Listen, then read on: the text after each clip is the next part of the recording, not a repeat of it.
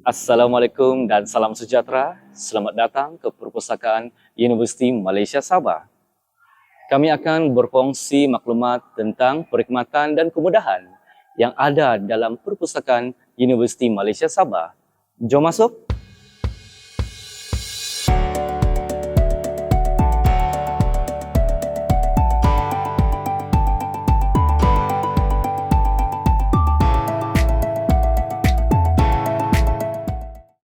Untuk maklumat lanjut berkaitan perkhidmatan dan kemudahan, jom kita bertanya kepada pustakawan. Anda sudah bersedia? Let's go!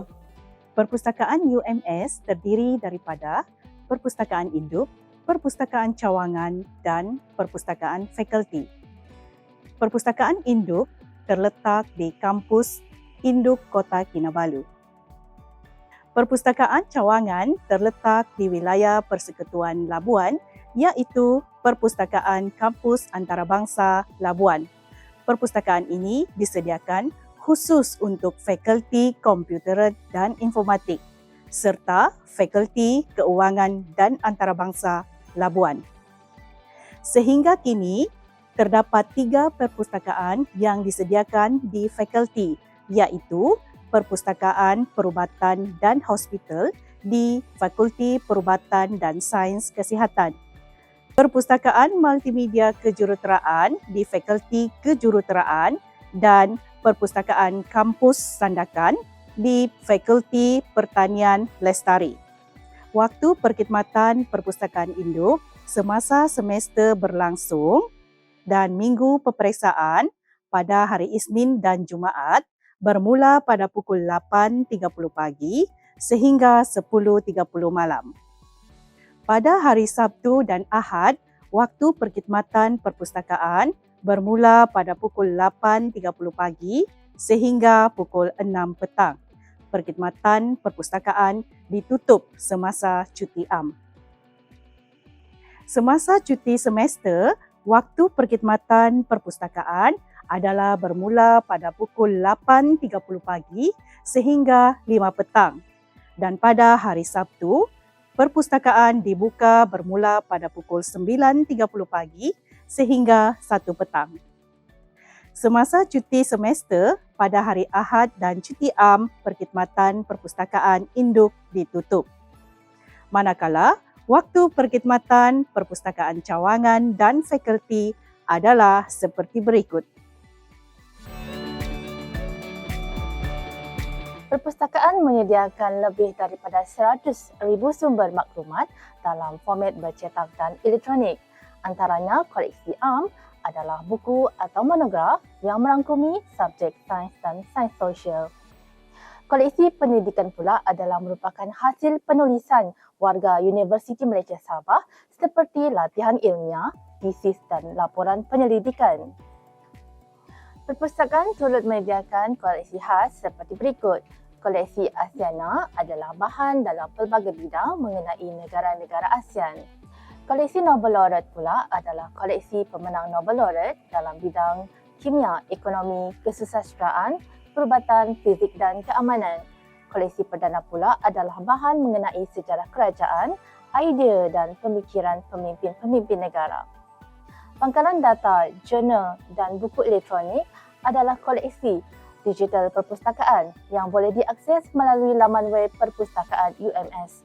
Kaki tangan boleh menggunakan akaun HR online atau sistem maklumat pelajar bagi pelajar untuk mengakses koleksi tersebut. Koleksi repositori institusi Universiti Malaysia Sabah iaitu UMSIR merujuk kepada bahan ilmiah Universiti Malaysia Sabah yang dikumpul, disimpan dan dipelihara sebagai harta intelek universiti dan menjadi rujukan bagi tujuan pembelajaran, pengajaran dan penyelidikan. Jenis bahan yang terdapat dalam UMSIR ialah academic exercise, artikel, book, chapter in book, conference or workshop item, eksperimen, research report, proceeding dan thesis serta berbagai jenis bahan lagi. Koleksi ini boleh diakses secara atas talian di eprint.ums.edu.my yang terdapat di dalam laman web Perpustakaan Universiti Malaysia Sabah.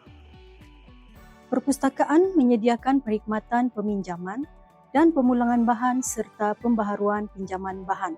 Semua pelanggan yang telah berdaftar layak meminjam bahan mengikut kelayakan pinjaman seperti berikut.